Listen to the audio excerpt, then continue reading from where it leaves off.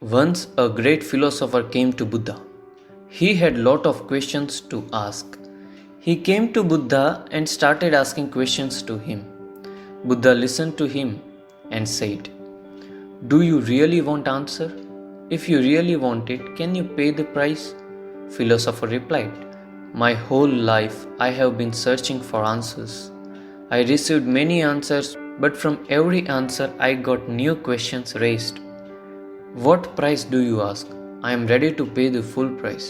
I just want answers to these questions and want to leave this earth with these questions answered." Buddha said, "Good. Most people want answers but are not willing to pay price. That's why I asked you. Sit in silence for 2 years. This is the price. Sit near me in silence for 2 years, and when 2 years passed, I myself will tell you to ask questions. At that time, you can ask whatever you want answered. I promise that I will answer everything. I will dispel all doubts. But for 2 years, you have to sit completely still and silent. Don't bring it up for 2 years." Philosopher was thinking whether to say yes or not. He thought to himself, 2 years is a long time. Will he answer my questions then? He asked to Buddha, "Do you give full assurance that you will answer my every question after 2 years?" Buddha replied, "I give complete assurance. If you ask, then I will definitely answer. But if you do not ask, who will I answer?" Just at that time, a disciple who was sitting in meditation under a tree nearby began to laugh. Philosopher asked to Buddha, "Why is he laughing?" Buddha replied, "Ask him."